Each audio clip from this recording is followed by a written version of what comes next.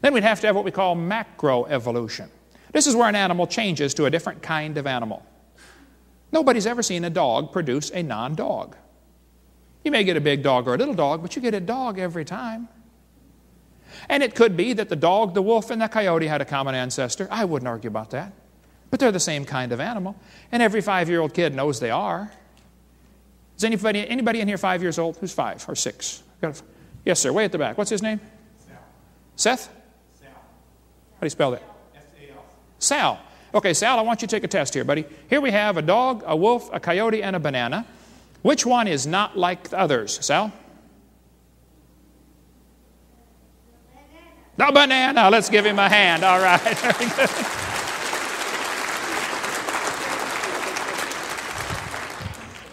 This kid's 5 years old. He can figure it out. We got college professors that can't figure it out. They think everything's all the same kind. Yeah. The Bible says they're going to bring forth after their kinds, not after their species. Darwin's book was The Origin of Species. That's not even what the argument's about. What's the origin of kinds? That's where the argument ought to be. And a kind is those that can bring forth. That's how you determine what a kind is. A horse and a zebra can bring forth. A horse and a banana cannot. Lastly, we have what is called microevolution. I don't like that word. I think it confuses people, okay? But they call it microevolution. Okay, I think it ought to be called just a variation. Whatever you call it, it happens. Variations within the kind happen, folks. Some pretty bizarre variations. You know, big dogs and little dogs. No question. Variations happen. That one is scientific. It should not be called any kind of evolution, but they do it, so okay, we'll call it. The first 5 are purely religious. That's not part of science. The teachers are taught in their teachers' manuals, be sure to stress that the earth is billions of years old. Make sure the kids believe this. Now, I happen to be a little old-fashioned. I think in science class we should be teaching science. Things we can observe and study and test and demonstrate. Things like the first law of thermodynamics, which tells us matter cannot be created or destroyed. Well, everything's made out of matter, so if matter cannot be created or destroyed, how did the world get here? We're here, you know.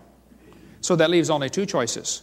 Somebody made the world, or the world made itself. There's no other choice. Well, there are a few out there on the lunatic fringe who will tell you, we're not really here at all. We just think we're here. Okay, you can forget about those folks. We are here. So either somebody made the world like the Bible says, in the beginning God created the heaven and the earth, or the world made itself like the humanists believe. Well, if the world just made itself, how did it get here? Well, the devil thought about that for a long time, and finally one day he came up with the Big Bang Theory. How many of you have ever heard of the Big Bang Theory before? I was on the airplane years ago flying from Dallas to San Francisco, the land of the fruits and the flakes. And I happened to sit right next to a professor from Berkeley, UCal Berkeley. I don't know if you folks here in Wisconsin have ever heard of Berkeley or not, but Berkeley is not a Bible college. So here I was on the airplane sitting about that far away from this guy, and we started talking about creation and evolution. Everybody I sit by on the airplane wants to talk about that. So I talk about it with him. He said he believed in evolution. I said, yes, sir, I figured that. You have to teach at Berkeley. I said, tell me, sir, if you believe in evolution, how did the world get here? He said, it came from the Big Bang. I said, really? I'd like to hear about this. He said, you're a science teacher and you've never heard of the Big Bang? I said, oh, yes, sir, I've heard a lot about the Big Bang. And I believe in the Big Bang. But my Big Bang is a whole lot different than yours. You tell me about your Big Bang, and then I'll tell you about my Big Bang. And so the professor started off on one of those answers. It looked like it came straight from the textbook. He said, well, Mr. Hovind, I believe about 18 or 20 billion years ago, all the matter in the universe. Ooh, now that's a lot of stuff. And by the way, did you know the word universe comes from 2 Latin words? Uni means single, and verse is a spoken sentence. You know, we have verse and prose. Did you know we live in a universe, a single spoken sentence? God said, let there be. Now that'll preach, brother. There's a sermon in there someplace, okay? And if you can't find it, you ain't got no preach in you at all right? All the matter in the universe was concentrated into one very dense, very hot region that may have been much smaller than a period on this page. What? Everything in the universe squished into a dot smaller than a period on a page? Wow. That's one crowded dot. And heavy, too. Who held that thing up? By the way, this ain't the first time it happened, kids. This textbook says, someday all of the matter and energy will once again be packed into a small area, no bigger than the period at the end of this sentence. Then another big bang will occur. It happens every 80 to 100 billion years. Did you know they cut down a tree to print that? Where's Al Gore when you need him? That's what I want to know, yeah. Now, this textbook author was brilliant. I could not believe how smart this guy was. He said, boys and girls, nothing really means nothing. You have to be at least that smart to write a book. He said not only matter and energy would disappear, but also space and time. However, physicists theorize that from the state of nothingness, the universe began in a gigantic explosion. What? Yes, boys and girls, you see, one day, nothing exploded. And here we are. Oh, that explains it. That sure does. We could spend hours talking about the Big Bang Theory. Get my college class, CSE 101, if you want to get into a whole lot more. We took our seminar and stretched it out to 60 hours and chased every rabbit and kicked every dog. And it's a whole lot more stuff on the college class, CSE 101, 102, 103, and 104. Here's Discover magazine from April 2002. They said, boys and girls, where did everything come from? Yes, right here it says, the universe burst into something from absolutely nothing. Zero, nada. As it became bigger, it became filled with even more stuff that came from absolutely nowhere. How is that possible? Ask Alan Guth. His theory explains everything. Wow, I got to meet this Alan Guth guy. Alan Guth said in Scientific American, he said, boys and girls, the observable universe could have evolved from an infinitesimal region.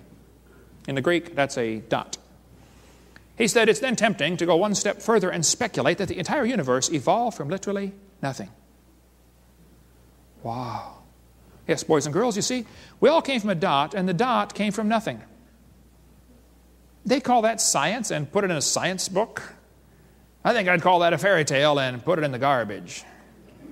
I said, Professor, well, what happened to your dot? He said, well, Hovind, about 20 billion years ago, all the dirt in the universe was in this one little bitty tiny dot. And it was spinning real fast. This is what the textbooks teach. It spun faster and faster. And one day, boom, it exploded. And the pieces flew off, and they became galaxies and sun, moon, stars, and finally, people. And we're nothing but stardust. I said, sir, may I ask you a few questions, please? He said, sure. What would you like to know? I said, well, you told me 20 billion years ago, all the dirt got together for this big squish and the big spin and the big bang. Where'd all this dirt come from?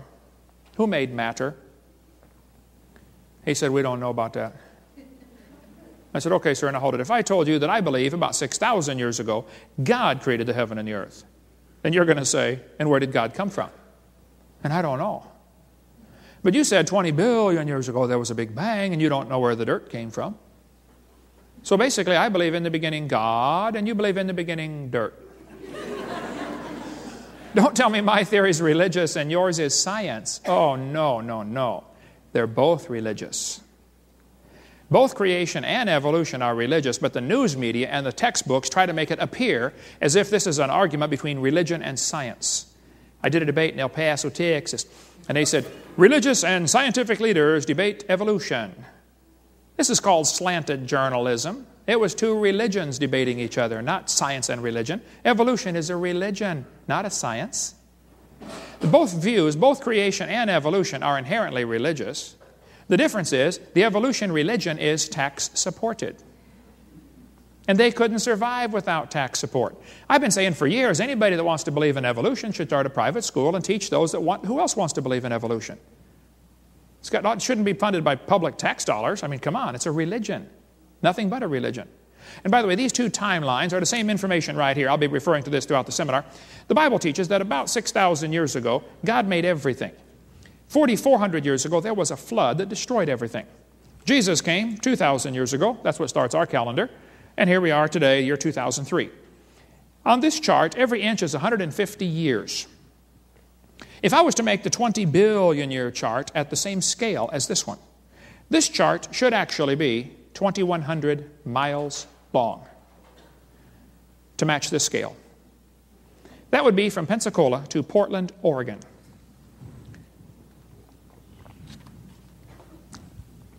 I don't want to carry a chart that big, so I made a new scale for the other one, okay? Anyway, the professor said he did not know where the matter came from. I said, well, sir, could you tell me where the laws came from? You know, who made gravity? Who made the law of gravity? Centrifugal force, inertia. Who's the lawgiver? He said, we don't know about that. I said, well, sir, can you tell me where the energy came from? You know, it takes energy to make something move. Who bought the gas to run this machine anyway? He said, we don't know about that either. I said, sir, may I ask you another question, please? He said, sure. What else would you like to know? Else? What do you mean else? You haven't told me nothing yet. I said, sir, does Berkeley have a merry-go-round? How many of you know what a merry-go-round is? You go round, round, round till you puke. You've been on them before? He said, no, we don't have a merry-go-round at Berkeley. I said, you ought to get one, man. You could learn some good science on a merry-go-round. If you put some fourth graders on a merry-go-round, are there any fourth graders in here this morning? Oh, man, all right. I like fourth graders. I spent the best 5 years of my life in the fourth grade.